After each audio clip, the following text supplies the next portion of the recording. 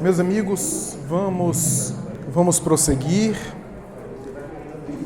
dar continuidade ao nosso evento, tentar aproveitar o máximo possível desses minutos da segunda parte, não apenas para aprofundar o tema que diz respeito ao propósito maior desse encontro, desse nosso evento, como também possibilitar ensejar algum tempo dessa nossa conclusão para perguntas, para eventuais dúvidas que possam surgir. Falávamos agora há pouco que o Evangelho de Jesus é mais um tratado de higiene mental do que necessariamente uma lista de conceitos morais para serem seguidos de maneira compulsória e obrigatória. Isso quem fala, essencialmente, principalmente, é o Espírito Joana de Ângeles, quando diz que a proposta de Jesus é muito mais para a plenitude das criaturas, isso é, para a saúde do indivíduo, para a higiene psíquica do indivíduo, do que necessariamente uma orientação religiosa no sentido de formar cultos ou credos.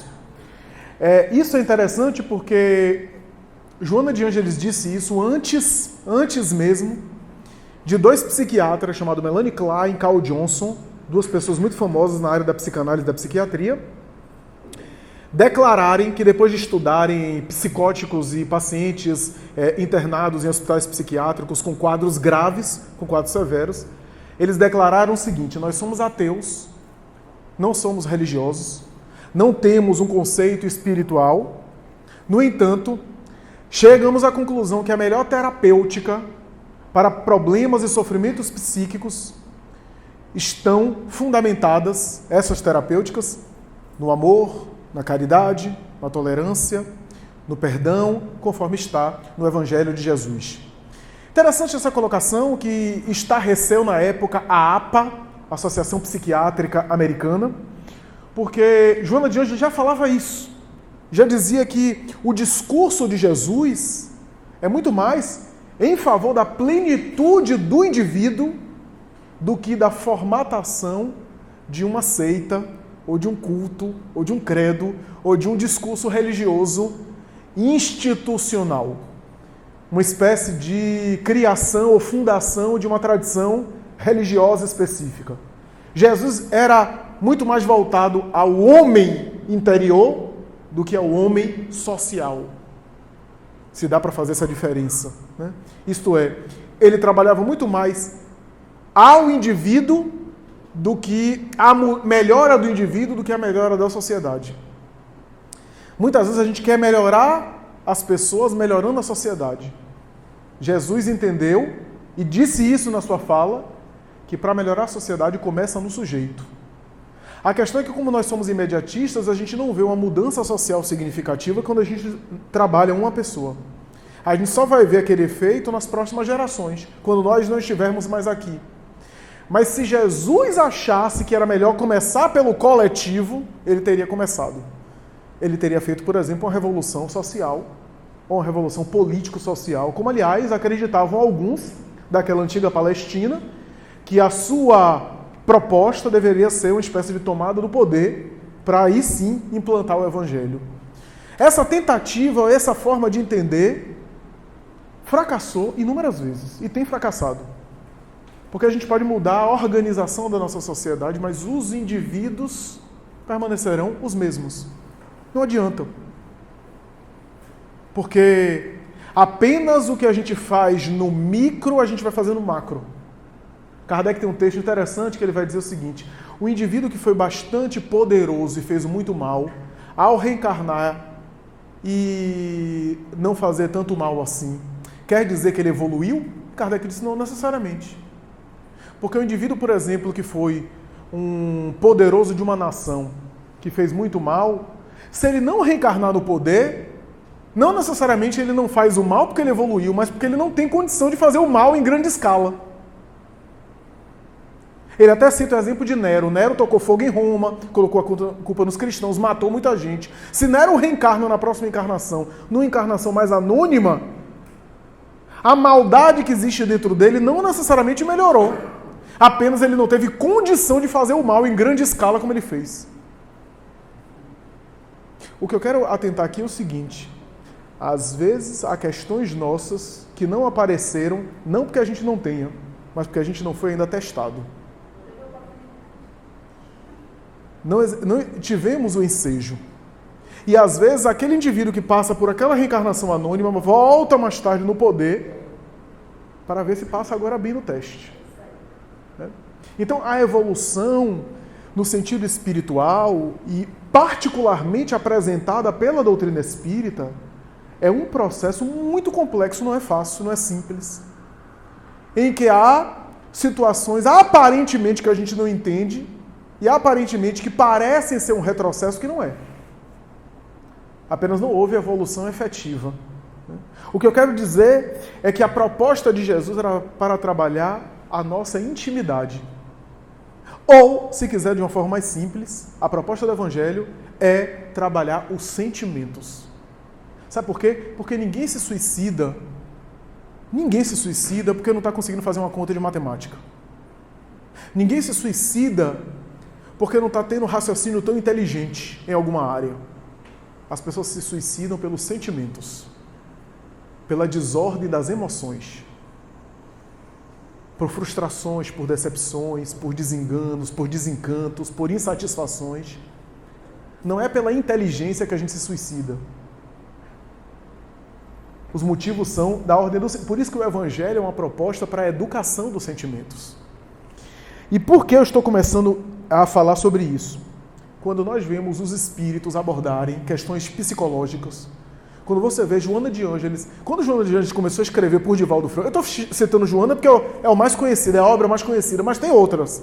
Mas quando você vê Joana de Ângeles, desde a década de 70 do século passado, publicando e escrevendo livros sobre teoria psicológica, sobre entendimento da natureza humana, do comportamento humano, muita gente na época torceu o nariz para essas obras.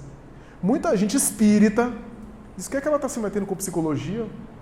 Espiritismo é para a vida espiritual, para a vida após a morte, para a imortalidade. O que ela quer falar sobre autoestima, sobre questões da emoção? Isso daí é para os profissionais. E hoje, quando a gente vê a quantidade de depressão que aumentou, quando a gente vê essas estatísticas todas, que eu não estou aprofundando aqui estatística, porque senão a gente vai ficar aqui tomando tempo, citando números que a maioria das pessoas sabem aqui. Né? O suicídio avassalando, todas essas questões. O que a gente pode falar aqui para aproveitar o máximo de tempo e focar na questão mais explícita da temática é que suicídio está associado quase sempre à alteração de humor, alteração emocional, principalmente a depressão e ansiedade, mas sobretudo depressão. Está muito associado, né? E não é à toa que 90% dos casos podem ser evitados. Primeiro porque tem tratamento. E se aquela pessoa que estava em depressão, não tratada, estivesse sendo tratada, talvez não se suicidaria. Às vezes até estava numa situação que precisava de medicação e nunca se submeteu a uma terapia medicamentosa. E a medicação ajuda também muito.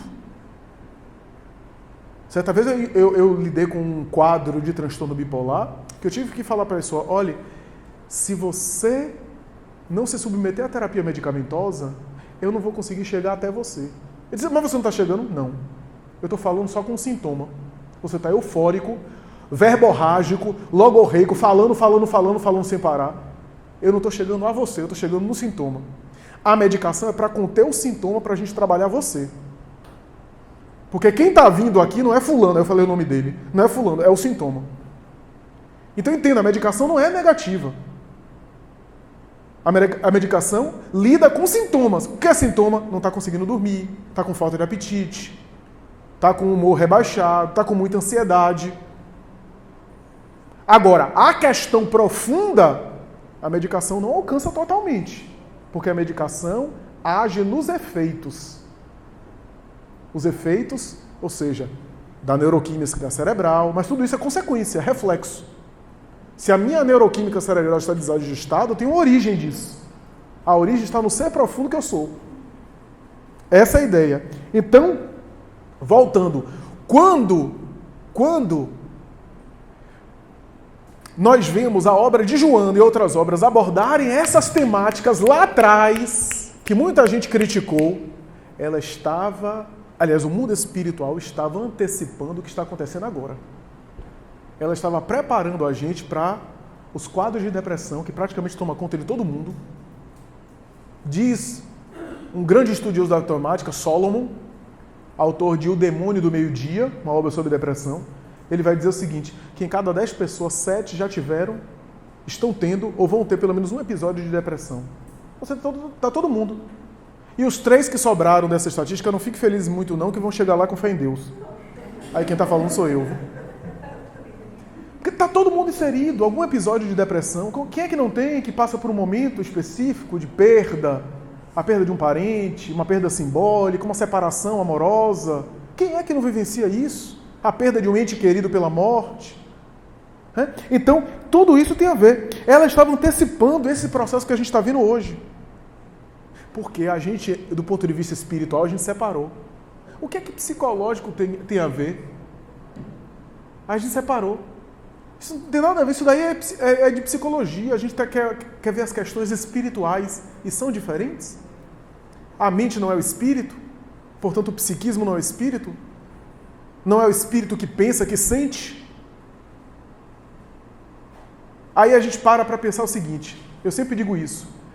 Paciência é uma condição emocional ou é uma virtude moral? Não, paciência é uma virtude moral, está lá no Evangelho, um texto sobre paciência, é uma virtude do sujeito que conseguiu adquirir paciência. Aí você pega uma pessoa deprimida e um dos sintomas de depressão é irritabilidade. A pessoa perdeu a capacidade de ser compreensiva, ser paciente. A condição de saúde dela alterou a capacidade dela de ser paciente. Paciência é uma condição emocional ou é uma virtude moral? E quem diz que há diferença? Quem diz que não são lados de uma mesma moeda?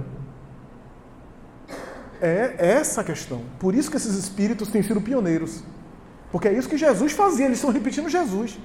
Jesus, com a proposta do reino dos céus, tentava insistir com as criaturas para que elas mergulhassem para dentro. Para que elas mudassem as suas condições emocionais. Condições emocionais. A gente, em psicologia, fala que há dois elementos importantes na nossa estrutura psíquica. Uma, que é o elemento, eu vou usar o termo técnico, depois eu explico. O elemento psicodinâmico e o elemento estrutural. O elemento psicodinâmico são o seu modo de funcionar temporário, dinâmico, portanto, que muda e que é pontual. Então, por exemplo, você está muito alegre, daqui a pouco você fica melancólico, daqui a pouco você muda para o entusiasmo, isso é psicodinâmico. Você varia. Você varia dependendo do contexto, a depender da situação. O estrutural é uma estrutura.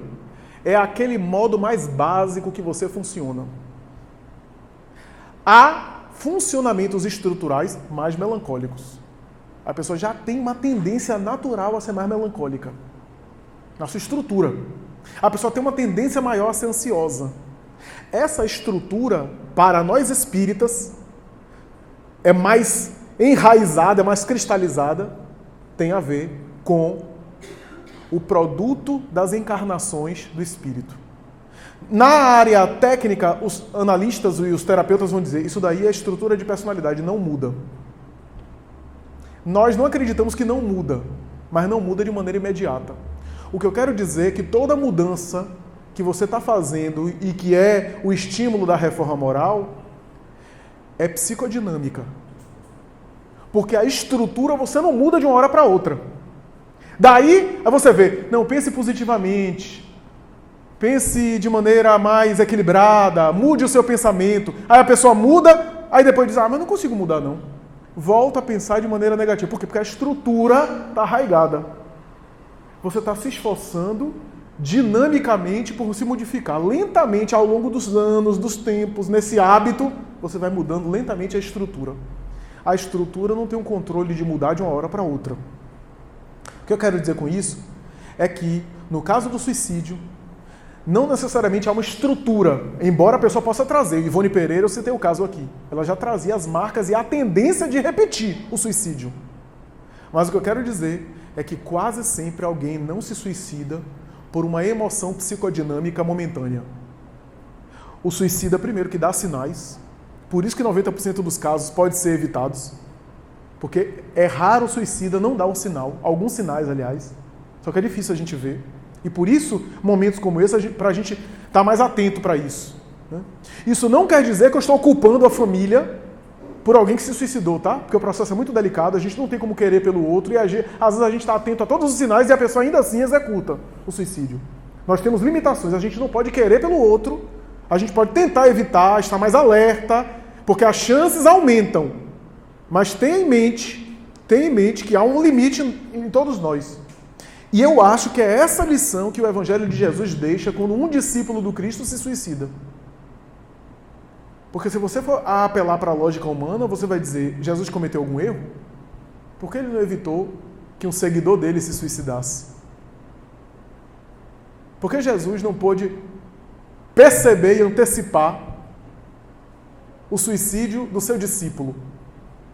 Fugiu ao controle dele? Não fugiu, porque o espírito daquele que já realizou muito do que a gente ainda vai passar. Não sei se você tem ideia de Jesus na visão espírita. Quando eu era, antes de ser espírita, eu tive uma passagem rápida, infância e adolescência, pelo catolicismo. A figura de Jesus sempre me fascinava. Mas Jesus, na doutrina tradicional, é Deus. Portanto, não faz mais do que a obrigação dele, porque Deus é Deus. Deus é o Criador. É perfeito em todas as suas características, absoluto.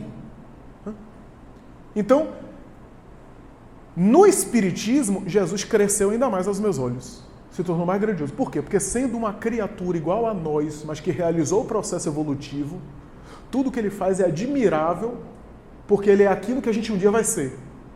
Só que eu não sei se você está se comparando com Jesus, eu acho que você deve ter calma nessa hora, porque Jesus, não sei se você conhece a evolução do ponto de vista espiritual, o espírito evolui, até deixar de precisar reencarnar.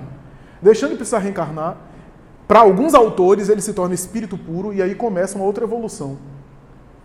Até ele chegar à condição de Cristo. O Cristo não é apenas um espírito puro, mas um espírito puro que dirige comunidades. Para Emmanuel, e Emmanuel diz isso em A Caminho da Luz, quando o planeta estava se formando, Jesus já era Cristo. O planeta se formou há 4,8 bilhões aproximadamente de anos. Há 4,8 bilhões de anos, quando o planeta estava se formando, o planeta Terra, Jesus já era um Cristo e era responsável por essa comunidade e possivelmente já era responsável por outras comunidades. Na comunidade de Cristos. Eu não sei o que é que você era há 4 bilhões de anos atrás. Eu nem sei se eu era alguma coisa. Eu nem sei o que é que eu era. Eu conhecendo a mim mesmo hoje, eu não sei como é que eu estava há 1000 anos. Agora 4 bilhões de anos. Então, muita calma quando você queira se comparar com Jesus. Nele os processos evolutivos se deram de tal forma que Emmanuel chega a dizer a Caminho da Luz. Os planetas em que ele pisou e evoluiu já foram consumidos pela poeira das estrelas. As galáxias onde ele reencarnou já não existem mais.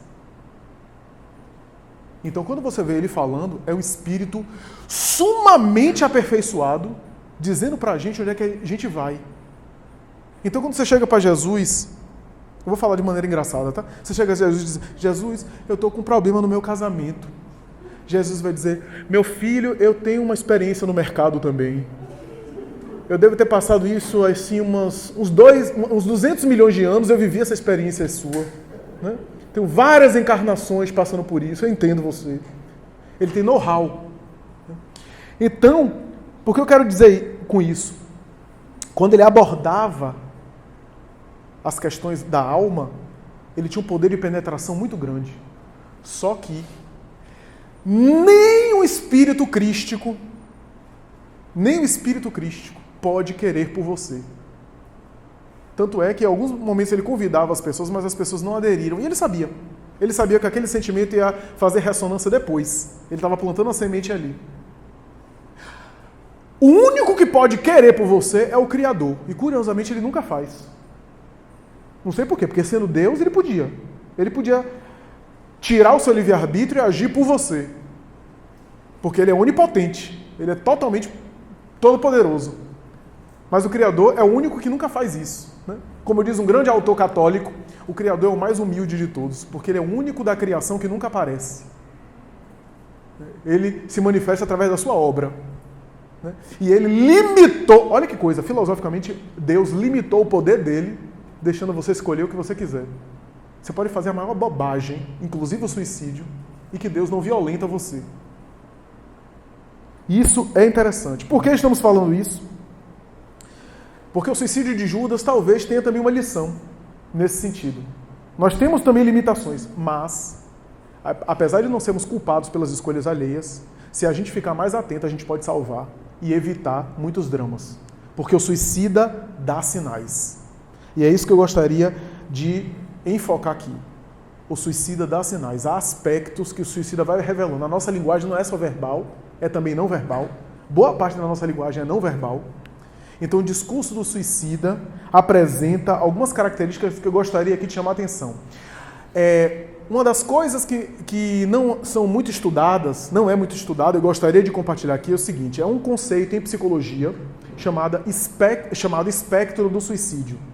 Esse conceito fala o seguinte, que o suicídio acontece depois do indivíduo já ter pensado na ideia e evoluído com a ideia durante muito tempo, na cabeça dele.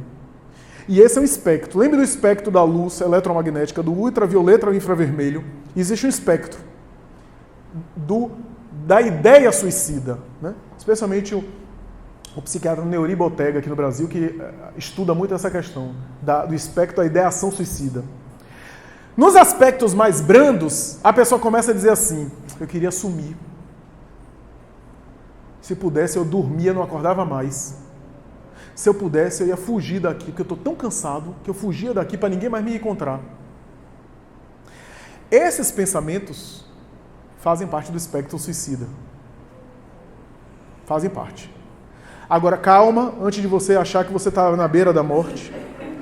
A notícia que eu quero te trazer é o seguinte, quase todos nós já tivemos um pensamento desse. Eu queria sumir, eu queria desaparecer.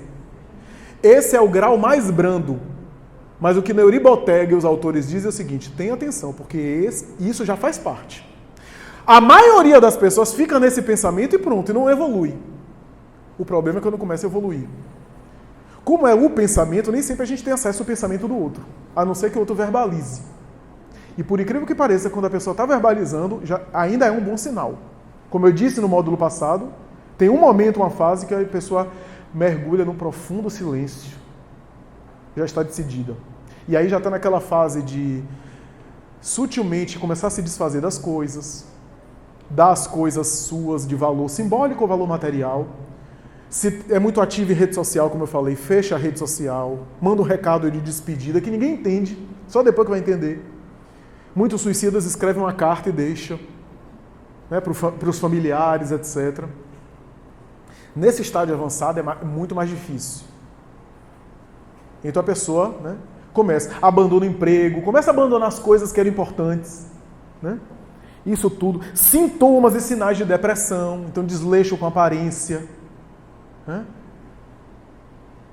A falta de interação social com os outros, o empobrecimento das suas relações, começa a empobrecer a sua rede de relações sociais, começa a não frequentar mais os lugares que frequentava.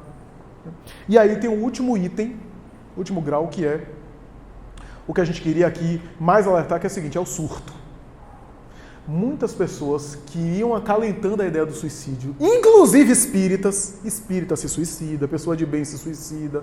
Então a gente tem que parar com essa ideia do passado de que a pessoa que se suicida é que não tem Deus no coração. Então você vai dizer que o padre Fábio de Mello, o outro padre, não me lembro agora o nome dele, Marcelo Rossi, ambos já relataram que tiveram ideia suicida, eles não têm Deus no coração. Não é tão simples assim. Não é tão simples assim. A questão é o seguinte, o indivíduo que tem a informação religiosa, inclusive a informação espírita, porque a informação espírita nos ilumina, nos dá consciência e não podemos negar que a informação é importante. Eu conheço jovens da evangelização que me disseram, Flávio, se eu não soubesse dessa coisa de umbral, eu já teria me suicidado, porque eu trago uma tendência de querer suicídio. A gente aborda isso com juventude.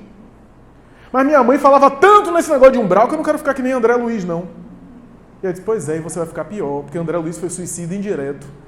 Ele foi vítima dos excessos dele, abuso de álcool, tabagismo, sexo desorganizado, contraiu sífilis, que na época, isso é um atenuante para ele, na época, todo homem tinha essa vida.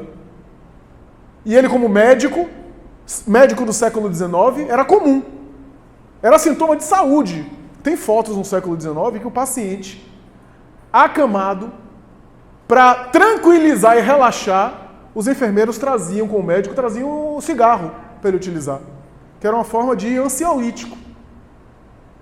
Na época era cultural, e ainda assim ele entrou no mundo espiritual como suicida, ficou 8 anos sofrendo. Aí eu boto uma carga maiorzinha, né? Ele, pois é, meus pais falavam tanto nesse negócio de umbral, do Vale dos Suicidas, eu não quero não. Então, a informação é importante, tem efeito pedagógico, mas não é suficiente. Porque há espíritas, e eu conheço pelo menos 2 casos de espíritas que se suicidam. Por quê? Porque na hora do surto, apesar de toda a consciência, que em sã consciência a pessoa tem a vontade, está deprimida, mas diz, não, eu sou espírita, eu não posso, eu reajo a isso, eu vou fazer o máximo, enquanto eu tiver forças eu não vou me suicidar, quando eu tiver com muita vontade vou me ligar para o meu terapeuta, vou ligar para o meu orientador no centro espírita, vou ligar para o meu evangelizador, no caso do jovem, né? Às vezes o jovem faz uma aliança com o evangelizador, então quando ele está com muito assim, ele liga, ele contacta e aquilo lhe dá forças para resistir, porque o fato da pessoa ter tentado não ter se suicidado ou estar em tratamento não quer dizer que ela está livre do risco. A qualquer momento ela pode estar, né, vulnerável para repetir. E então ela vai estabelecendo estratégias, mas ela não está livre. E com consciência, com informação, ela reflete, ela racionaliza. Não, peraí, eu conheço a vida espiritual, eu sei que essas aflições aqui são difíceis, mas o que é que eu vou cavar? Vou abrir espaço para outras aflições, não vai resolver meu problema, eu conheço a vida após a morte, eu tenho consciência disso.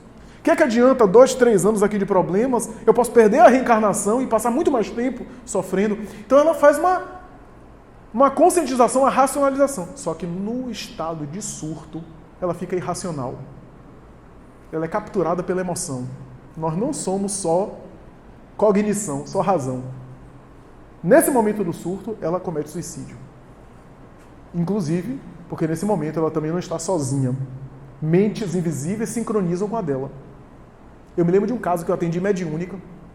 O espírito dizia, fale a minha mãe. Eu não conhecia a mãe, ele falava. Disse o nome, mas era um nome até comum, um nome popular. Diga a ela que eu não me matei, eu fui suicidado pelo meu inimigo. Eu ficava com a ideia na cabeça, com a ideia na cabeça, com a ideia na cabeça. Um dia de desespero, ao desespero, surto. Um dia de desespero, eu ouvi uma voz, mate-se que você resolve. Entrei em transe, perdi a consciência. E quando eu despertei, já estava caindo no térreo, no playground do meu prédio, do 11º andar. Já era tarde demais. O desespero me fez entrar em transe e o meu inimigo do passado assumiu o controle de mim. Então, nem achar que tudo é influência espiritual, porque é exagero, nem também fechar os olhos para o mundo invisível que a gente está, que nós não estamos sozinhos, né? Porque o suicídio, ele agride o próprio instinto de conservação. O ser humano é o único animal que se mata. Se achava no passado que o escorpião se suicidava, né? Aplicando o próprio veneno, né? Hoje os estudiosos dizem que não. Que, na verdade, o escorpião se sente ameaçado, ele tenta, na verdade, golpear o outro e acaba se auto-infligindo. Mas não é uma atitude, porque o suicídio tem a ver com consciência, né? Eu quero me matar. Eu sei o que estou fazendo. Ora, então... E por que hoje, se você tem 40 anos e se você tem 15 anos, você que tem 15 anos tem mais chance de morrer por suicídio do que aquele que tem 40 anos? Por incrível que pareça. Porque uma criança uma criança de 7 anos, como eu vi num congresso agora, suicidou-se. Como é que uma criança de 7 anos resolve não querer mais viver? Não é estranho? Tem chamado a atenção de pensadores sobre isso. Por quê? Por que essa cultura? Por que os índices só sobem? Tudo abaixa e só os índices de suicídio sobem. Só alarmam. Isso é um sintoma de que alguma coisa não vai bem em nossa sociedade. A gente não está se conduzindo bem, esse modelo não está adiantando. Falta espiritualidade, porque a nossa cultura, na verdade, é materialista, apesar de toda a religiosidade. No fundo, a gente vive como materialista. Falta espiritualidade verdadeira, porque espiritualidade é aquilo que a gente coloca por dentro. Religiosidade é fora, é frequentar, é tomar o passe, é ir para a igreja, é rezar o rosário, é se ajoelhar, é cumprir promessa, é fazer promessa, é ir no terreiro. Isso são os rituais exteriores. Espiritualidade é o conteúdo que você coloca dentro. É a quantidade de espiritismo que você coloca por dentro. É a quantidade de cristianismo que você coloca por dentro. Espiritualidade é a força que eu tenho para viver, por exemplo, um câncer. Espiritualidade é a força que eu tenho para responder diante de um abandono, da perda de um filho. Então, é aquilo que eu já consegui internalizar. Falta espiritualidade? Falta. E falta muita coisa. A gente sabe que a criança e o jovem são mais impulsivos. E esse é um traço importante. Jovem e criança são impulsivos. Então, o impulso suicida neles tem uma força maior. Porque o adulto tem formação, já está mais estruturado do ponto de vista da sua história, tem algumas coisas que podem fazer ele se apegar a esse mundo. Né? Quer ver uma coisa? Quem estuda direito penal e quem estuda a área do crime, sabe que os crimes com requintes de crueldade mais hediondos são cometidos por jovens. Se você for examinar, boa parte dos crimes hediondos, né, com requintes de crueldade, são cometidos por jovens, porque o jovem ainda não está formado. Não formou família, não tem compromissos específicos, então não tem ainda maturidade totalmente. Da mesma forma que ele é impulsivo com o crime, porque romantiza, no suicídio ele também é muito impulsivo. Ele tem menos controle. Esse é um aspecto. Quer ver outro aspecto? As pesquisas demonstram que os jovens tentam suicídio, na sua maioria das vezes, em dias de semana, jovens e crianças. Isso é um índice. Qual é a conclusão disso? Nos finais de semana, estão mais com a família. Período de Natal é um período que muita gente deprime. Muita gente entra em depressão, muita gente fica mal e muita gente se suicida, mas jovem não. Período de Natal, jovem e criança não se suicida. Por quê? Porque está com a família. Isso é um índice que a gente não pode ignorar. Jovens se suicidam, na maior parte das vezes, no segundo semestre.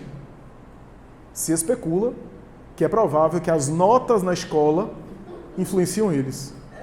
Porque no segundo semestre a coisa já deve estar feia, do ponto de vista do desempenho escolar. Então é provável que haja essa associação, porque o segundo semestre tem a maior parte dos casos de suicídio. Quer ver outra coisa que em jovens acontece muito, está na moda hoje, a automutilação.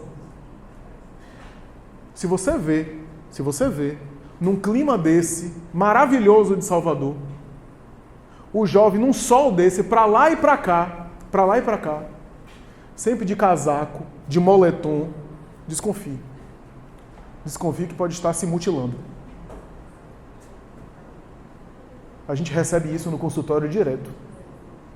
Jovens se automutilam, se cortando. Porque a depressão do jovem se apresenta de uma outra forma. O adulto simboliza mais, fala da sua angústia, fala o que está incomodando, fala do seu vazio. Às vezes o jovem não consegue colocar isso em palavras. Por exemplo, o jovem muitas vezes manifesta a depressão com irritabilidade. Então é um jovem irritado, é um jovem que está rebelde, às vezes está deprimido, às vezes não está irritado. Claro que a gente tem que analisar o conjunto de sintomas. Quem vai fazer isso é o profissional. Descaso com a higiene, com a organização, às vezes tem depressão. Porque na juventude aparece de uma forma mais assim, alterada, mais escamoteada. Então isso é importante. A automutilação dos sintomas. Quer ver outra coisa que tem chamado a atenção e que talvez explique suicídio em criança e em jovem? Abuso sexual. A gente está vivendo uma sociedade que tem ocorrido muitos abusos sexuais, inclusive nos membros da família. Isso pode explicar, em parte, o suicídio e, claro, a desorganização da família. A falta de referência da família, a falta de figuras de amparo, a sensação de desamparo que o jovem fica. O uso de drogas, a toxicomania de maneira geral, tem empurrado os jovens ao suicídio. Por conta da dependência e dos sintomas da dependência, das crises de abstinência. Então o que eu quero dizer é que, no surto, todos nós podemos nos matar. No surto, ninguém está livre. O que a gente precisa fazer é tentar evitar chegar lá. Para quem tem a tendência, está em alerta, está em reflexão, está atento para isso. Está atento para as nossas crianças. Está atento para as nossas crianças. Palavra para o psicólogo, para o psicanalista, para os terapeutas de maneira geral, não é só um discurso de um texto. Porque a palavra tem um signo e tem um significado. Se a gente falar que a palavra pai, o pai tem um signo que é geral, coletivo para todo mundo. Que é o sentido semântico da palavra pai. Todo mundo entende, e é por isso que a gente usa a linguagem para se comunicar, porque é um código conhecido. Mas é provável que quando eu falo a palavra pai, cada um sente de forma diferente, porque tem um sentido simbólico que diz respeito à própria história. Pai pode ser uma referência tão positiva para mim que eu fico agradável, eu me lembro de meu pai, da minha referência, de uma figura protetora, ou pode ser uma palavra que remeta a muitos conflitos. O terapeuta fica atento a isso. O que é que pai, no caso o exemplo que eu estou dando, representa para cada sujeito. Então, no discurso, essas coisas aparecem. Uma hora dessa eu me mato, uma hora dessa eu me mato. Esse é um discurso comum, que ainda não está no nível tão grave, mas já está correndo risco. Já está correndo risco. Quer ver outra coisa em jovens que é muito comum? Decepção amorosa. A decepção amorosa às vezes empurra o adolescente para o suicídio. É muito comum, é um dos motivos mais comuns. Só que perceba uma coisa. O jovem que deu origem ao Setembro Amarelo, o jovem americano, que tinha um carro amarelo, né, o Mustang amarelo que ele pintou e reformou e que mais tarde se suicidou, a história é muito conhecida, na internet dá para ser achada. Mike M. Ele teve uma decepção amorosa e se suicidou dentro do carro, inclusive. Não dá para explicar só pela decepção amorosa. Porque há muitos jovens que passam por decepção amorosa, ficam mal, elaboram o processo e seguem a vida adiante. Então não é aleatório. Ali existiam já fatores predisponentes para o quadro. Então, meus amigos, é necessário a gente prestar muita atenção. Preste atenção nas crianças. Criança muito pequena, que está muito sexualizada, já é sugestão de abuso sexual. Recebi há algum tempo, hoje eu não atendo mais criança, mas recebi há algum tempo uma criança em consultório, uma criança de 5 anos, quando ela começou a fazer desenhos, porque, repito, a criança não simboliza, então a gente vai por outras vias. Quando ela fez desenho, os desenhos dela eram alusões a corpos adultos nu, como é que ela tinha conhecimento assim, dos genitais, etc. Tudo bem, você pode especular, tomar banho com os pais, ok. Mas depois ela desenhou imagens que faziam alusão ao ato sexual da penetração. E aí quando eu comecei a colocar brinquedos, ela repetia esses jogos eróticos. A criança estava sendo abusada. Então, é importante a gente ter esse cuidado, é importante a gente ter essa atenção, porque a gente revela o tempo todo. A gente vai se revelando o tempo todo. Os psicanalistas costumam dizer isso, né? Os psicanalistas dizem que o nosso discurso revela muito. Daí aquela ideia, né, de que quando eu estou falando de alguém, eu estou falando mais de mim mesmo do que da outra pessoa. Né? Essa é a tese, né? Quando João fala muito de Pedro, está falando muito mais de si mesmo do que de Pedro. Essa é a ideia. Então, todo discurso é uma espécie de confissão. De confissão. Então, amigos, a gente precisa prestar atenção, sem, claro, ter bola de cristal, a gente não vai adivinhar tudo, a gente não vai conseguir antecipar o que está passando pela cabeça do sujeito. O ideal é que a gente seja empático. Se a gente percebe que alguém está deprimido, a gente faz uma aliança com a pessoa, a gente não fica com isso sozinho. Se é um amigo nosso, comunica a família, abre para a família, para ter outras pessoas, para ter uma rede de suporte, para a pessoa não ficar sozinha também com aquele conflito. Né? Se preocupa, etc. E contribui para a pessoa procurar os tratamentos, e às vezes o tratamento médico mesmo. Né? Tudo isso é de suma importância. O diálogo constante e nós também trabalharmos a nossa mente, para que a gente também não entre em ideações suicidas, em tendências suicidas. Kardec tem um texto que ele coloca em O Livro dos Médiuns, que Joana d'Arc recomenda que a gente converse com o nosso anjo da guarda. A conversa com o anjo da guarda não é para você ficar médio entrando em transe, não. Porque mediunidade não é só receber espírito. Mediunidade não é só incorporar. Se você tem um namorado, vou ilustrar com um exemplo bem humano. Se você tem um namorado ou uma namorada, quanto mais dialoga, mais há conexão na relação. Mais você se conecta, mais você conhece o outro e o outro te conhece. Mas se você compartilha, essa palavra que está em moda nas redes sociais, mas você compartilha, mas você se afiniza. Agora, se você exercita o diálogo com o seu mentor, o seu benfeitor espiritual, o que é que acontece? Você fortalece essa conexão. Você se torna mais acessível a ele. Tem um texto belíssimo no Livro dos Médiuns falando isso. A gente lê o texto achando que é só para o médium que tem mentor que deve fazer isso. Não, todos nós temos mentores. Todos nós temos pelo menos um mentor que é o responsável por você nessa atual encarnação. Eu vou dizer mais. Diz Joana, é seu fiador. Você foi reencarnar, você não tinha crédito, ele tomou o crédito para você. O fiador da sua encarnação. Ele responde aos benfeitores maiores por você. A pergunta é: por que você não está enchendo o saco dele? Porque é dever dele. Por que você não confabula, não dialoga com ele? Não se comunica? Porque isso... O problema não é da disponibilidade dele. É da sua permeabilidade. É de você estar acessível a ele. Porque todo diálogo tem a ver com dois, emissor e receptor, tem a ver com dois polos de comunicação. Então, isso a gente precisa fortalecer, porque isso é vida interior, é desenvolver vida interna, é alimentar o psiquismo, ter nutrientes, tomar vitamina para a alma. Para que quando você passe por uma decepção, por uma prova dura, por um testemunho cruel, você ter vida interior para saber responder bem. Para você não evoluir para um quadro de ideação suicida, porque ninguém está livre.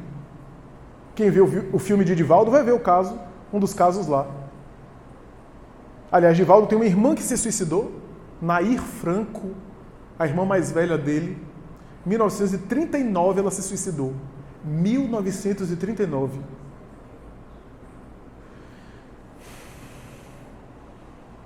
Em 1970, portanto, 31 anos depois, ele havia, quando ele estava, inclusive, já em Salvador, ele havia ainda com as marcas do suicídio.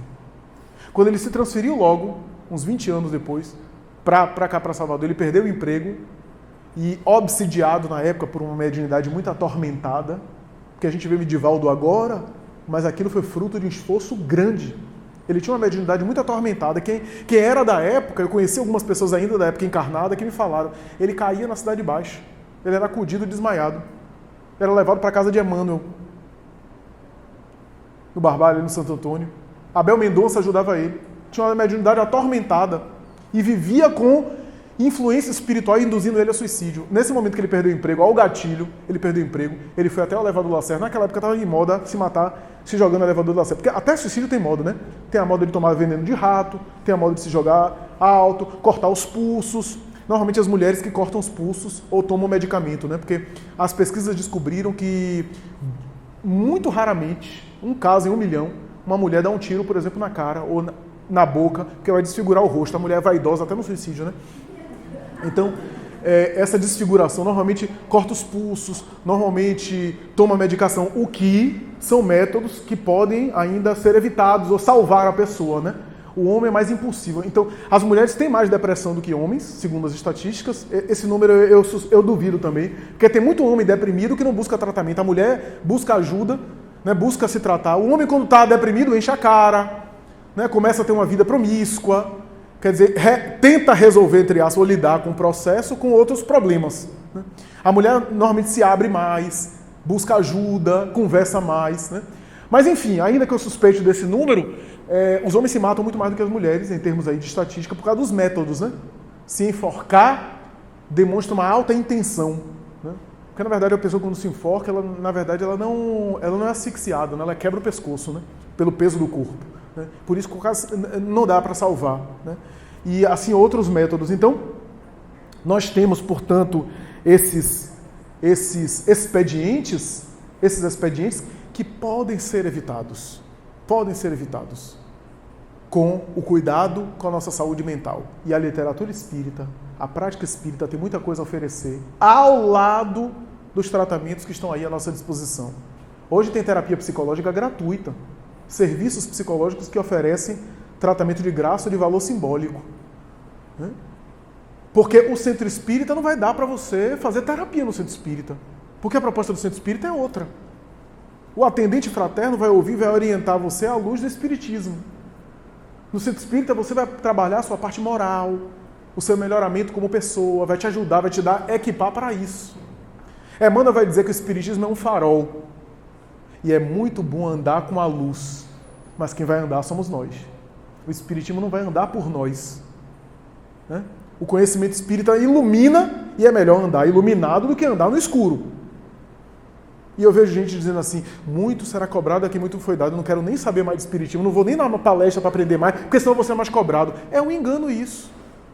Porque eu vou ser cobrado pela maturidade que eu já tenho, indo ou não ler o livro, porque quando eu tenho maturidade, eu já sei, eu já tenho consciência. O livro, o conhecimento é só para me equipar mais.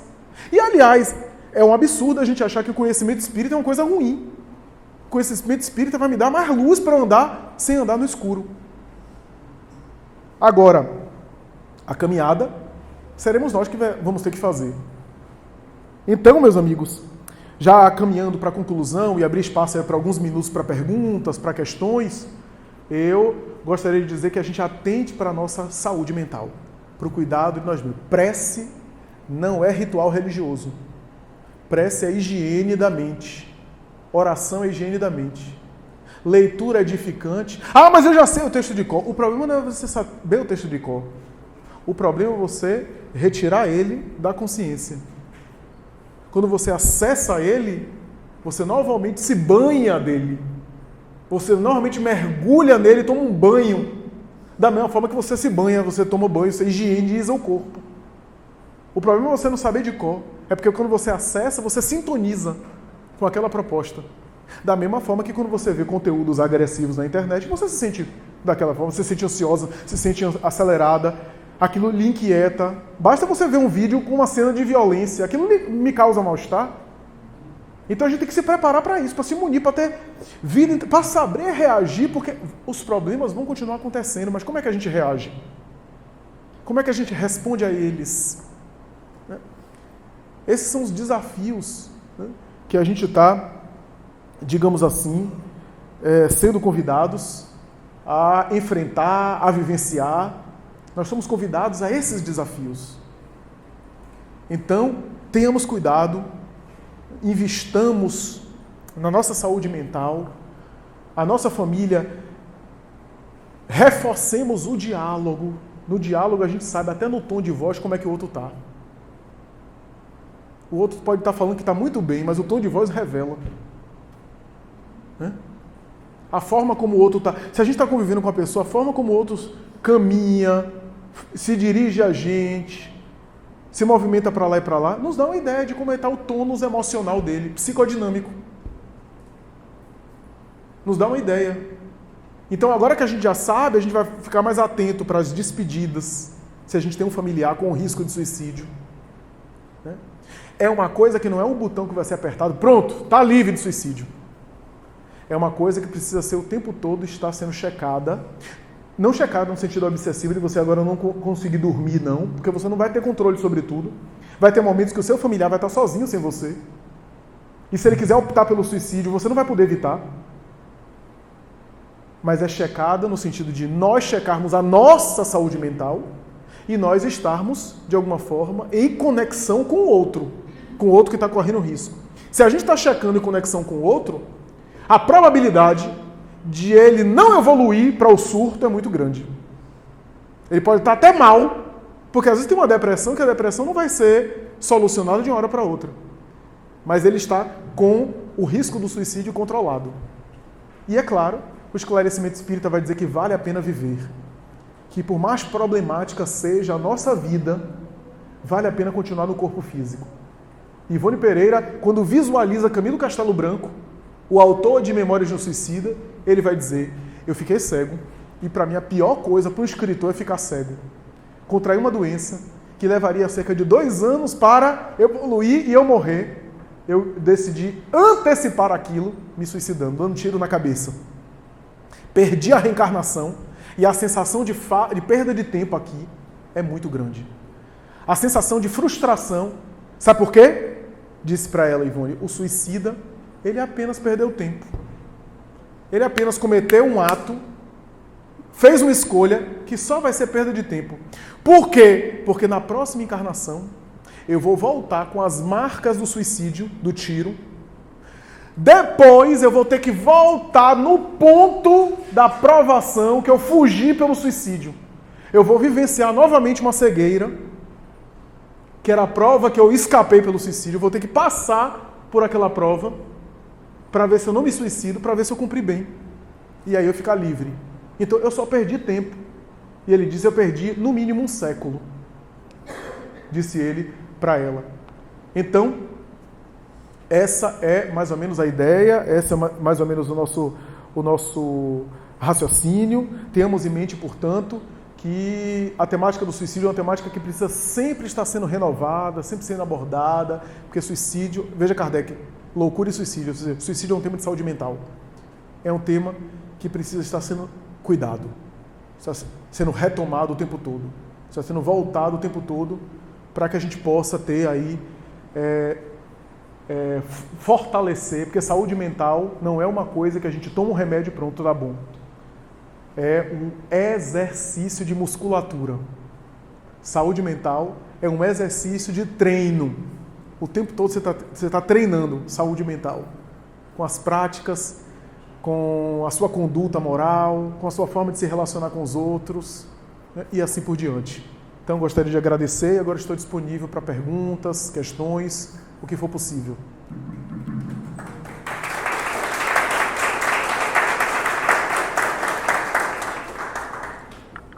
Eu gostaria de fazer uma pergunta. Você falou aí, sempre das crianças. Você não acha que essa liberação desses celulares, da criança muito cedo que está no celular, está influenciando para isso, não? Para despertar cedo processo? Eu acho que é um dos fatores. Não sei se todos ouviram, ela está perguntando se essa coisa do uso dos celulares e da vida digital não é um fator que contribui para esses problemas de saúde mental. Sem dúvida nenhuma, sem dúvida nenhuma. A tecnologia é muito bem-vinda, porque graças à tecnologia a gente tem uma capacidade de se comunicar impressionante. Eu vejo pessoas hoje que, por exemplo, têm familiares muito distantes, que no passado era muito difícil estar acionando, mesmo por ligação de voz. E hoje, graças a grupos de WhatsApp, internet, o familiar distante está praticamente participando da nossa vida dentro de casa.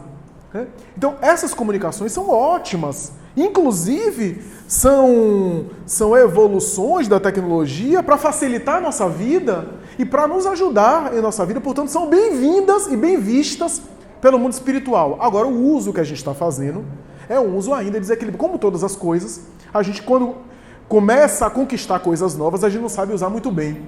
E é também uma espécie de prova para a humanidade. A experiência do erro e do acerto, até saber usar bem. Um dos sintomas que eu observo, aí é uma impressão muito pessoal, que eu observo na sociedade de agora, é uma espécie de divisão. O que é que eu chamo de divisão? É assim, eu estou aqui fazendo palestra e estou olhando quem está me mandando mensagem no WhatsApp.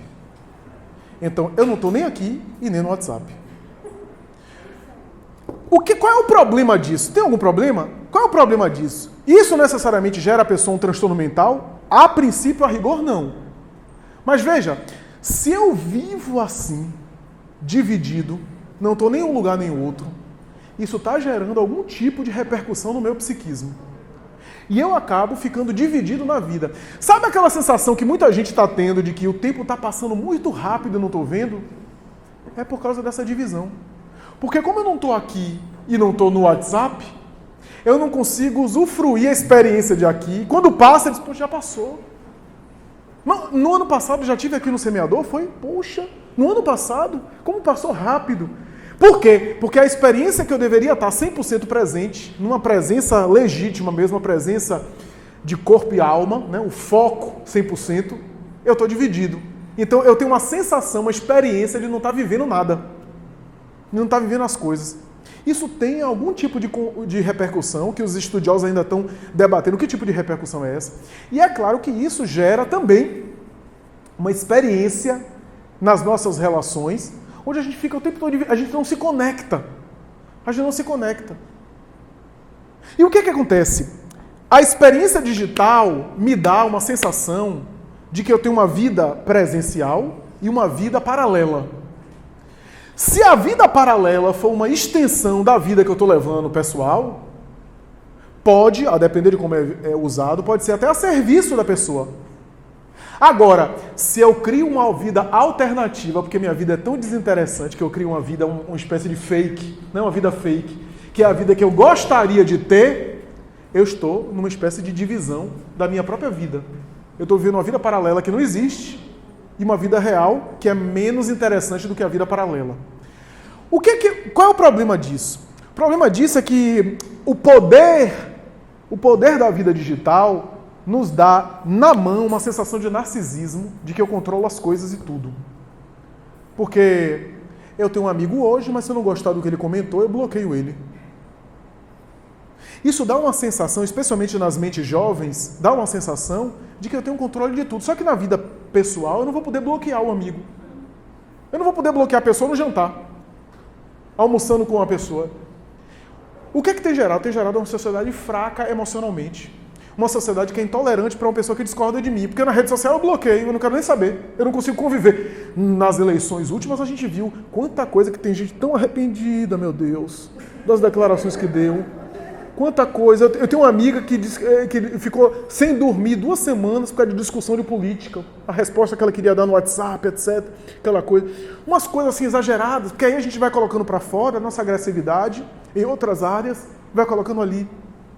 Né? Elegendo mitos, heróis, quando na verdade os homens públicos são reflexos nossos. Todos eles são homens, com paixões, com virtudes e com vícios. Né? Nenhum é o salvador da pátria. Porque ali são, na verdade, a representação de nós mesmos. Os políticos que estão aí, eu vou falar uma coisa que vai ofender, talvez ninguém mais me convide para vir para essa casa, mas os políticos que estão ali nos representam mesmo. Apenas eles fazem em larga escala o que a gente não faz. Olha o que eu citei de Allan Kardec, de Nero, a gente faz em pequena escala. As nossas corrupções são menores porque a gente não tem a oportunidade de fazer as corrupções maiores. Né? Mas é a mesma coisa. São aspectos de nós mesmos, a gente merece ainda. Porque nós somos corruptos do dia a dia, na experiência. Então, o que eu quero dizer é o seguinte, na vida digital, eu tenho esse poder ilusório, que me dá uma fraqueza. Por quê? Porque eu não consigo, por exemplo, ter a força emocional de ouvir um amigo discordando de mim, tendo uma opinião diferente. E a gente continua amigo. Eu sou super favorável aos aplicativos de relacionamento, de namoro. Sou super favorável, vou explicar por quê. Eu tenho visto pessoas que no passado ficavam viúvas, se divorciavam e queriam, porque tem gente que não quer, tudo bem, e queriam refazer sua vida amorosa. E os aplicativos ajudam. Agora, o problema é o seguinte, o problema é que a gente está utilizando o aplicativo de uma forma que está gerando um comportamento, primeiro, de fragilidade emocional. Por exemplo, a gente está, principalmente o jovem, está abrindo mão da experiência da aproximação, do conhecer, do conversar, do correr o risco de receber um não, da pessoa não estar interessada. E essa frustração amorosa é importante para o jovem. O jovem não tem mais isso.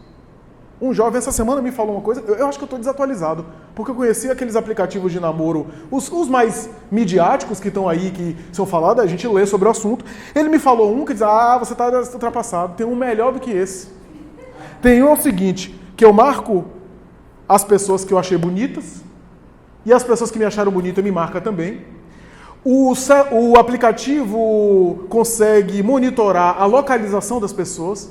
Se eu passar perto da pessoa que eu me sintonizei com ela, o celular diz, está perto. Sinaliza as pessoas com as quais você é. O que acontece isso? Isso é problemático, sabe por quê? Porque você praticamente não tem essa experiência do conhecimento, do conhecer o outro.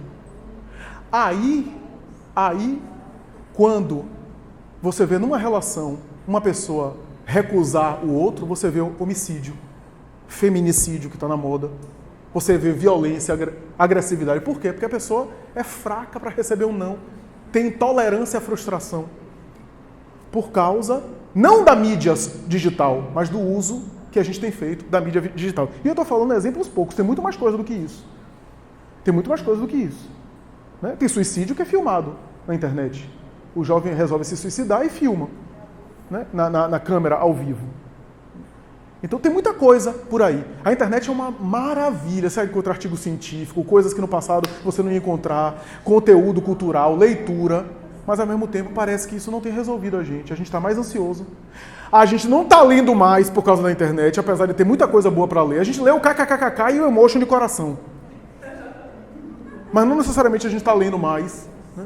A gente está sendo mais culto com isso. Por quê? Porque um vídeo que passa de 2 minutos a gente muda, não tem paciência. Um texto que é mais de 2 parágrafos, a gente já não... por causa dessa sensação de divisão que a mídia digital tem gerado. Bom, eu posso fazer uma pergunta? Claro. Você relatou aí uma situação com um jovem que é espírita e por isso tem a informação, como você colocou, do umbral. Um jovem com pensamento suicida. No caso daquelas pessoas com esse mesmo pensamento suicida, mas que não tem a informação espírita, tá? E que a gente faz a escuta da intenção do suicídio, como já ocorreu comigo. E eu li em algum lugar, não me lembro onde, eu tenho uma memória horrorosa, que a gente poderia sim, ao fazer essa escuta, apontar para o outro, dentro do nosso conhecimento, no meu caso espírita, do que seria o resultado desse ato. Ou seja, ele põe fim, ele faz uso do suicídio acreditando ser o término do problema que o aflige. A gente que tem conhecimento de que isso não é a solução e de que, na verdade, isso agrava o problema que o afligia, a gente coloca para ele essa nossa informação. O que eu quero saber de você acha que, de fato, para aquelas pessoas que não têm a informação espírita, esse tipo de abordagem que a gente possa fazer após a escuta, de dizer, meu amigo, você não vai estar solucionando o seu problema, você vai estar agravando. O que vai padecer é o seu corpo, o seu espírito continua e continua com um sofrimento bem maior do que esse que te consome agora. Você acha que esse tipo de abordagem, esse tipo de fala, ela pode de fato ser utilizada de uma forma generalizada, independente do credo que aquela pessoa adote? Não, de forma generalizada não. Por quê? Porque essa informação, eu, por exemplo, como psicoterapeuta, não posso violentar a crença alheia que às vezes sintoniza com outro credo, outra proposta, ou não acredita, né? O não acreditar, para alguns autores, é uma forma de crença, né? Eu não acredito que existe vida após a morte, então eu creio que não exista, né? E respeite o meu modo de pensar. Então, a depender da forma como isso é colocado, especialmente se a pessoa tem outra forma de fé, daí o cuidado na escuta, de primeiro entrar no universo simbólico do outro, né? É uma expressão bem da psicoterapia, né? Eu parto da ideia do outro, né? E do referencial que o outro tenha, né? Por exemplo, certa vez eu discutia com uma paciente católica que levava a Bíblia para o consultório a respeito de algumas passagens. E eu dizia para ela, o que é que a senhora acha disso? Ela gostava muito, por exemplo, das cartas de Paulo. E eu dizia, o que é que você acha que Paulo falou sobre isso? Isso aqui. Era uma senhora já idosa com sintomas de depressão, né? E eu entrava no universo dela, A informação espírita é uma informação muito válida, uma informação que esclarece, a depender de como é colocado, principalmente alguém que esteja aberto e disponível, esteja interessado na informação espírita. Aí sim eu acho que tem uma ressonância, né? O esclarecimento espírita é sempre válido, né? Especialmente para quem está interessado. Agora, se alguém se coloca muita resistência, a gente tem que ter cuidado. Não que a gente deva renunciar ao conhecimento espírita. Não precisa renunciar ao conhecimento espírita, mas até para colocar, para não gerar uma reação maior onde a pessoa se fecha mais ainda, né? Então, e uma coisa importante, a gente não pode colocar o esclarecimento espírita como uma espécie de promessa de punição. Porque, a depender de como a gente coloca, o nosso tom pode dar uma ideia de um sermão que a pessoa está tão angustiada que vai dizer, isso daí não vou nem escutar, não tem nem aí. Está querendo me prometer o inferno como uma forma de me frear a fazer o que eu quero fazer. Está querendo me colocar, na verdade, me reprimir através de um discurso sensacionalista, de medo. Né? Algumas pessoas podem interpretar isso. Então, a forma como a gente coloca, de esclarecer as consequências e dar ao indivíduo responsabilidade pode ser válida. Agora, se o indivíduo tem outro credo, outro sistema, outra forma de crença, a gente tem que ter muito cuidado com esse manejo. Eu acho que o termômetro é a empatia. Se a gente está sendo empático, se a gente está sendo afetivo e está havendo ressonância naquela afetividade, a gente pode ir testando esse limite. A gente sabe, do ponto de vista acadêmico, que o conhecimento religioso do sagrado, de maneira geral, ajuda, se não for uma coisa fanática e fundamentalista, ajuda a pessoa a evitar o suicídio. Né? Qualquer forma de religiosidade ajuda o indivíduo a cometer o suicídio. Mas é necessário ter muito cuidado nesse manejo, né, para que a gente não acabe, digamos assim, gerando uma reação maior na pessoa que vê aquilo como uma espécie de ameaça. Né? A ameaça do umbral, a ameaça do inferno. Né? No caso da jovem que eu comentei aqui, aquilo era trabalhado com a família em outros momentos e não quando a jovem verbalizava o desejo do suicídio. Então incutiu nela aquela ideia. E ainda que ela tivesse sintomas de depressão e até crises, ela muitas vezes se lembrava daquela lição que já foi internalizada ao longo dos tempos, com os pais, com a convivência, com o evangelho. Então, repito, a informação é sempre válida, mas a gente tem que encontrar um caminho de ir colocando essa informação, se houver esse caminho. Né? Não havendo a possibilidade de tratar essas questões, a gente não perdeu a possibilidade de conectar-se com o sujeito através da empatia, da amorosidade, do afeto. Né? Isso daí é algo que em qualquer abordagem é essencial para o paciente se sentir acolhido, para o sujeito se sentir acolhido. Né? Só de ele estar se abrindo já é um bom sintoma de que ele está se sentindo à vontade com você. Né? Recentemente na nossa casa, no atendimento paterno, chegou uma pessoa católica que queria, ela atuou numa situação de aflição extrema, tanto social, financeira, emocional, familiar, e ele queria saber o que ia acontecer se ele cometesse um suicídio do ponto de vista espiritual, como seria a reencarnação dele. Essa era a questão e o temor dele. Porque ele não conhecia, nunca tinha ouvido falar, mas diziam que era uma coisa muito complicada. Então você vê que tem uma relação muito grande com tudo que você colocou agora. Ele já estava num desespero tal que eu quero fazer, mas o que vai acontecer comigo? Uhum. Nesse caso aí, é super válido o esclarecimento, né? O indivíduo está interessado, é super válido a gente dizer o que é a literatura espiritual diz sobre o assunto, como o suicida chega, o relato dos próprios suicidas, o que é que eles experimentam. Né? Se não houvesse algum efeito pedagógico, Allan Kardec não tinha um capítulo dos suicidas no Céu e Inferno, né? Onde ele inclusive coloca o padecimento, os suicidas narrando, o apego ao túmulo, a destruição do cadáver, o apodrecimento dos despojos, ele preso ali o cadáver, sentindo as dores, aspas, físicas do suicídio, etc. Esse esclarecimento, para quem está interessado, é super pedagógico, né? Sem a gente fazer aqui uma espécie de colocação assim para atemorizar, um discurso assim no sentido catastrófico, mas esclarecer naturalmente como é que o suicida chega, via de regra, como é que ele experimenta a sua situação, qual é o futuro do espírito que se suicidou após, as futuras encarnações. A literatura mediúnica tem conteúdo sobre isso, tem informação sobre isso, indicar obras.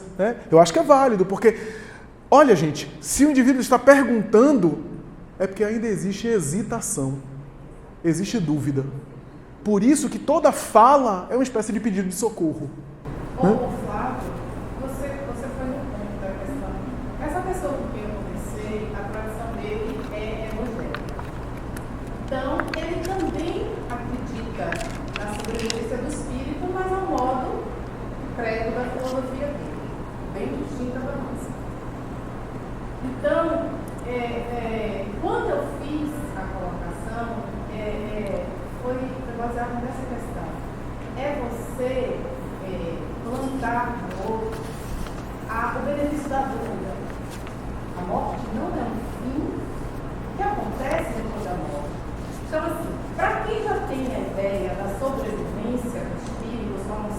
dizer o destino dele, digamos que essas sejam mais receptivas, certo? A essa informação. Porque, apesar dela não ter a informação que nós temos, ela tem a noção de que há uma sobrevivência. Para aqueles que falta até essa noção, quando você faz esse tipo de colocação, você não está, de alguma forma, o beneficiando com a dúvida? Olha, tu acha que é o fim, mas será que é o fim? Pode não ser o fim, entendeu? Você vai estar exterminando a sua matéria, mas o seu sofrimento não está na sua matéria, está na essência, que você não admite ainda que tem. Vai sobreviver a esse fato material, a esse feito material. Essa reflexão é válida, essa reflexão. Com o tom de produzir reflexão no outro, sem impor, é válido. Eu acho que é válido. Eu quero pedir uma referência rápida. Nós tivemos duas modalidades de perguntas e eu gostaria que agora a Flávia desse também a escrita, para não ficar só na oral. Então, quem perguntou de forma escrita também, porque você atendeu a sua questão. Havendo tempo, a gente retoma a oral. As pessoas que têm um pensamento contínuo em suicídio, têm a mente doente, o que fazer com essa pessoa? De fato, a mente ou o pensamento contínuo em suicídio indica uma certa gravidade, porque já não está no espectro mais brando. O indivíduo que está com um pensamento fixo na temática, ele já saiu dos níveis mais brandos, mais leves. Né? Ele está, digamos, a forma na monoideia já. Essa monoideia é arriscada.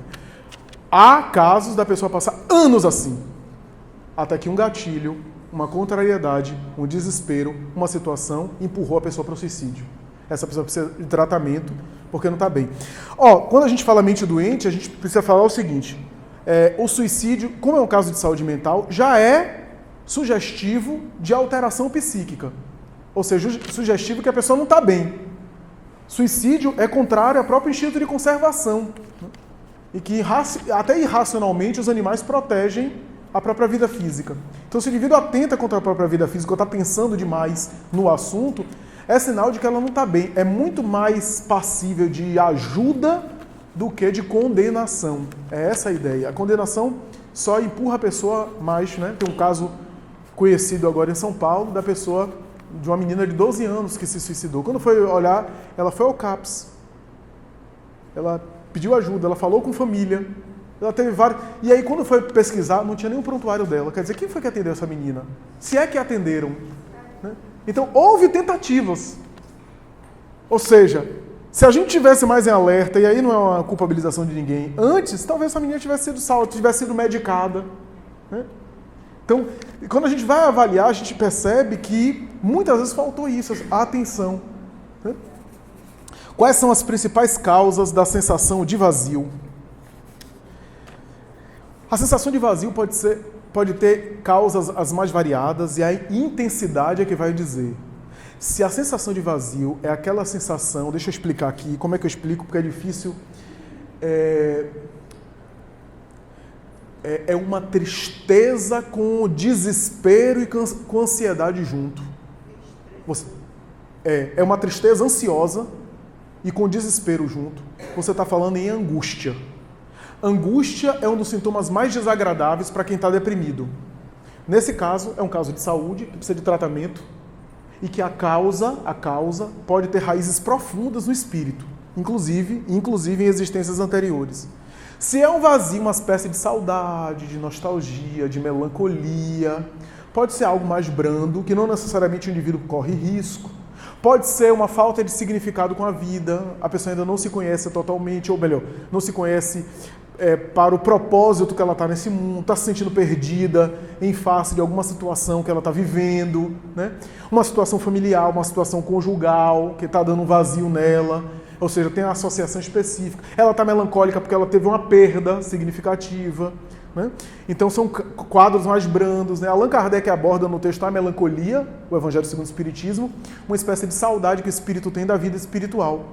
Seja por decepção da vida física, que faz o espírito ansiar viver a vida espiritual, seja por um vínculo com alguém, ou alguns, ou seres, ou pessoas queridas que ficaram e não reencarnaram, e o indivíduo, o espírito, sente saudade e quer, de alguma forma, anseia voltar à vida espiritual, se traduzindo da vida material como uma espécie de tristeza e melancolia.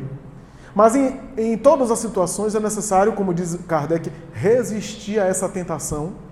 Primeiro, para não negligenciar a vida do corpo e acabar afetando a saúde e ocasionando um suicídio direto. E depois, para cumprir bem a tarefa para a qual eu fui chamado. Se eu estou aqui nesse mundo, é porque eu tenho algo para fazer nesse mundo. A não ser que você ache que você reencarnou assim porque empurraram vocês e você está aqui tipo João sem braço. Mas se você não está aqui tipo João sem braço, se você não acredita nisso, você acredita que a reencarnação tem um propósito.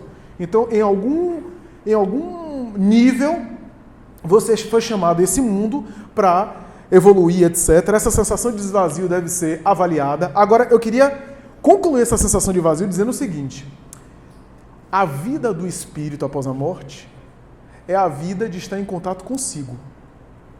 Isso é, encontrar-se com a consciência, onde está a lei de Deus. A lei de Deus não está na consciência, questão 621 do Livro dos Espíritos. Muitos de nós, quando paramos para pensar, vem uma sensação de vazio e até mesmo de angústia. É um sinal de que alguma coisa não vai bem e que é necessário eu mergulhar ainda mais para dentro. É necessário, porque algo está me sinalizando que eu não estou vivendo a minha vida interior.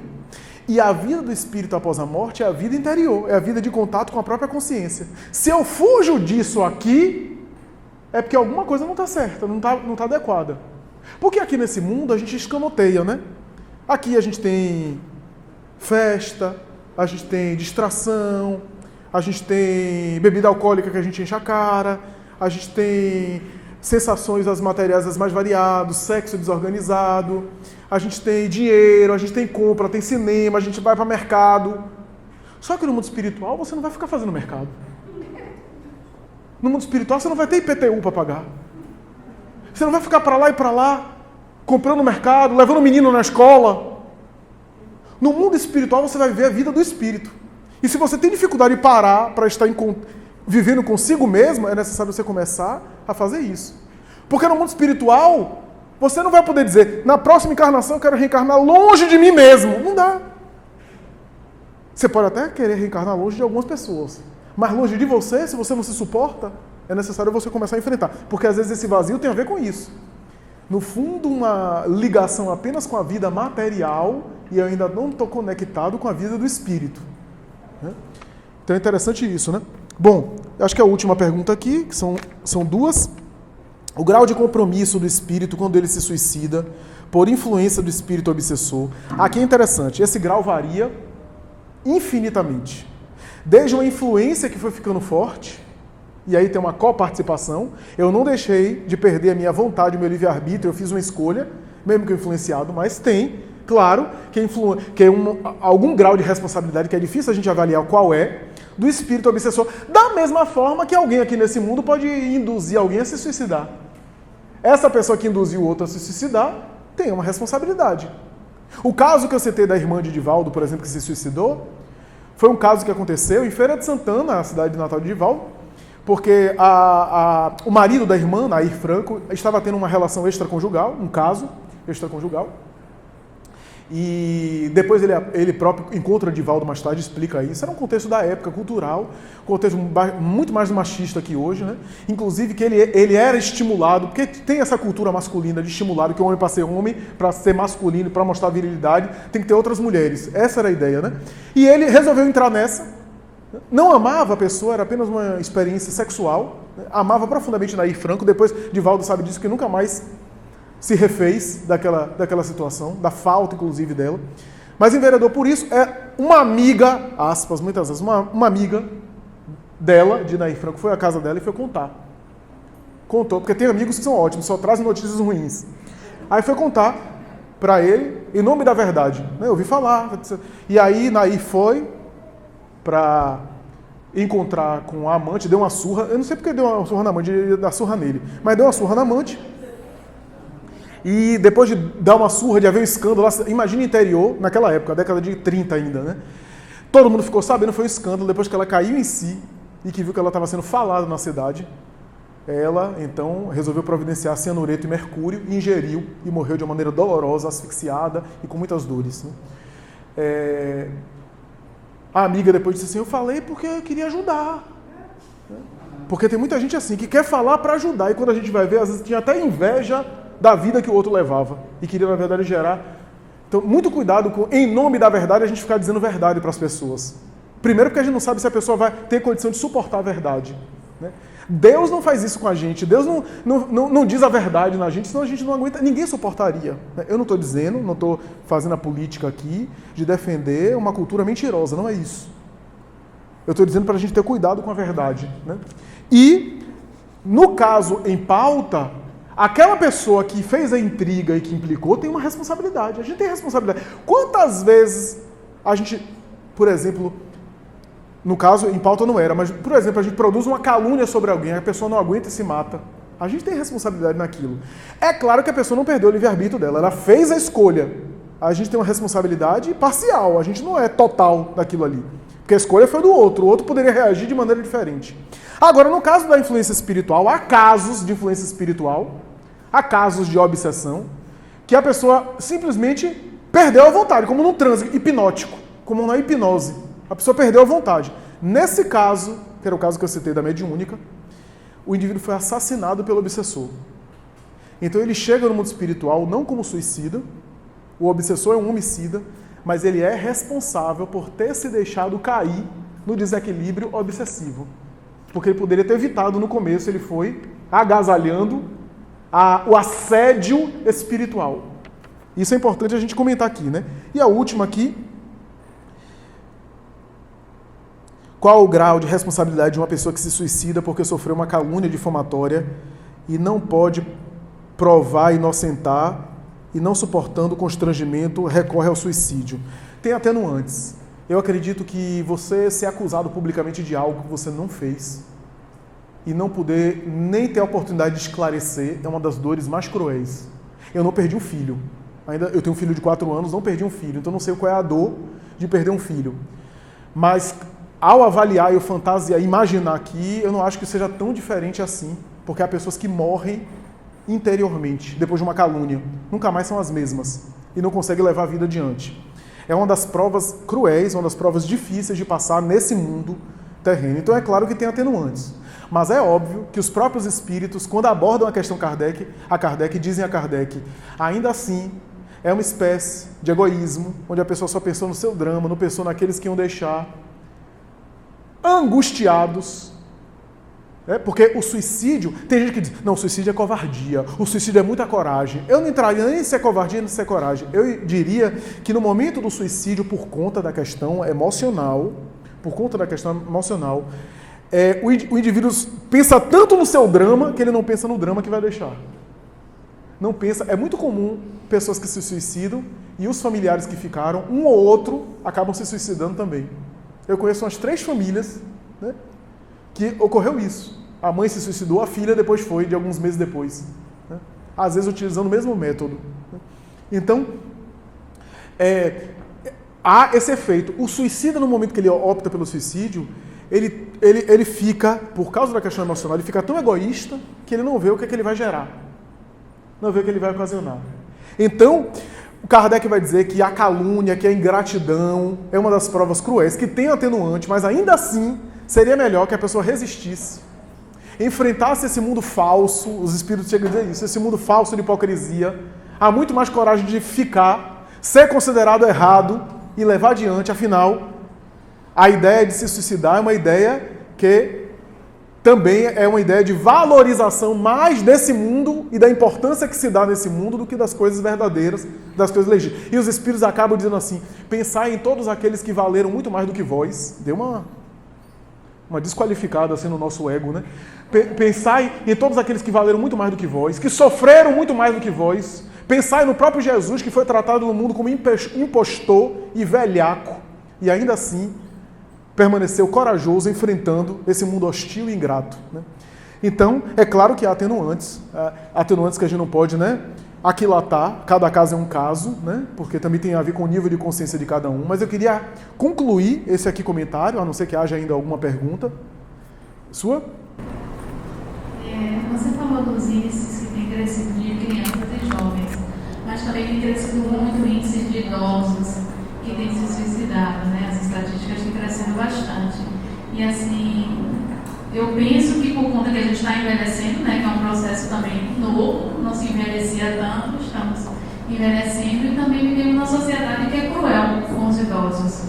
Então, assim, num mundo tão acelerado, né, os idosos têm um ritmo próprio, né, e estão sofrendo por exclusão da família, porque não conseguem acompanhar o ritmo dos outros, não se sentem incluídos, né, na participação familiar. Então, eu vejo com muita preocupação nessa coisa do idoso, até porque com essa perspectiva que a gente tem de envelhecer cada vez mais, né? Crescendo a expectativa de vida. O que você vê dessa questão?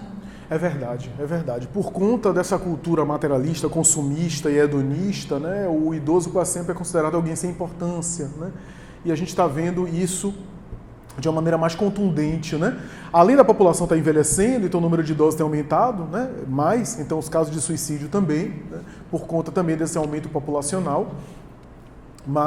E às vezes o suicídio em idosos aparece às vezes camuflado, né? Como uma espécie de complicação da saúde, né? Alguma coisa que o idoso ingeriu lá para acelerar o processo, está com a doença e aí de repente acelera a morte por algum método, né? E aí passa às vezes despercebido das estatísticas, né? Mas é um caso também que alude à desorganização familiar, né? A falta dos vínculos, a solidão, né? A gente nunca, interessante como é interessante, né? A gente nunca foi tão conectado, aí falando da vida digital, e nunca fomos tão solitários, né? Nunca vimos tanta solidão, apesar da facilidade de comunicação, né? Que paradoxo que a gente está vivendo hoje, né? Então, é interessante isso, né? Por causa do individualismo, né? Porque, na verdade, a gente se comunica, ou melhor, se conecta digitalmente para postar, para expor, e não para escutar aqui, simbolicamente, o outro, né? A gente quer postar, a gente quer compartilhar, a gente quer escrever, a gente quer dizer, mas não quer ouvir o outro, né? Isso na vida presencial, isso na vida digital, né? E eu acho que no caso do idoso, ele vai sendo considerado assim. E na sociedade atual, o idoso perdeu um pouco daquele valor simbólico que existia nas tradições do passado. O idoso sempre era associado à pessoa sábia, à pessoa de sabedoria.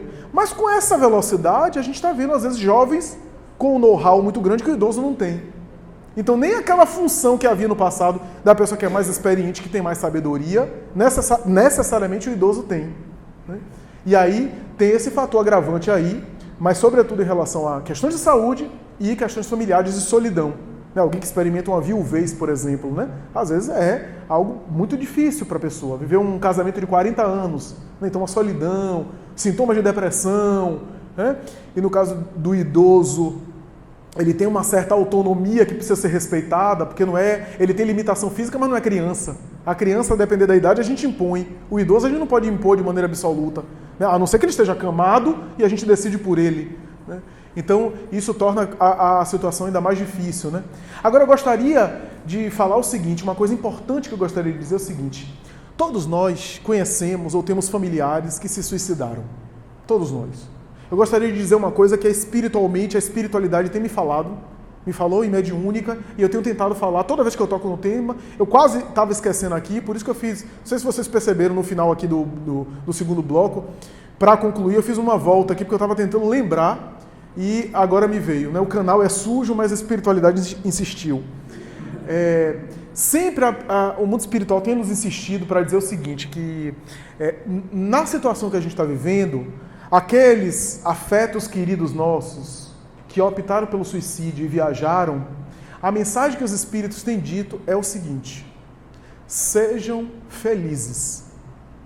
Se alguém aqui tem um filho, tem um pai, tem uma esposa, um marido que se suicidou, seja feliz.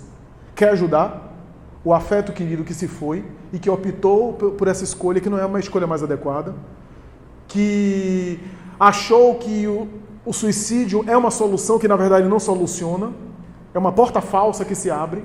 Você quer ajudar eles a se recuperarem mais rápido, a ficar bem, seja feliz. Porque o maior sofrimento que o suicida experimenta no mundo espiritual é ver aquilo que ele gerou. Porque ele observa, ele continua agregado ao plano físico, ele vê a família como fica, ele vê aqueles que ficaram desorganizados, sofrendo, e aquilo que ele mais sofre, porque ele sabe que ele é espiritualmente responsável por tudo aquilo que ele gerou com o suicídio dele. A melhor forma de ajudá-los é que a gente seja feliz. Que a gente encontre uma forma de ser feliz nesse mundo. Porque essa felicidade vai fazer eles ficarem consolados e confortados. E isso é uma espécie de prece, de energia positiva para eles. Então, em vez de acalentar as lembranças do momento em que eles se suicidaram, aquelas lembranças amargas, em vez de vitalizar demais a blasfêmia, a revolta e a angústia, o familiar do outro lado, vendo, não pode fazer nada e fica angustiado também, porque eles não mudaram. A melhor forma é tentar encontrar uma forma de estar bem, de estar equilibrado, de viver a vida bem, porque isso é uma forma de endereçar para eles mensagens mentais positivas, de vibração positivas, para que eles fiquem bem. Bom, amigos, vamos caminhando para o encerramento. Eu gostaria de agradecer a Luísa, em nome de quem eu agradeço toda a casa, agradecer a vocês especialmente, sem cuja presença não faria sentido um evento como esse, né? Pedir desculpas por qualquer erro, por qualquer imprecisão, por qualquer coisa menos feliz que eu tenha cometido, que eu tenha colocado aqui, deve ter havido muitas, mas dizer que para mim é uma grande satisfação, uma grande felicidade estar aqui no Semeador, Luiz, e dizer que para mim é uma honra, é um prazer, não vejo isso como trabalho, mas como lazer, estar aqui refletindo, pensando e aprendendo também os conteúdos maravilhosos da doutrina espírita. Muito obrigado, agradeço, bom final de semana.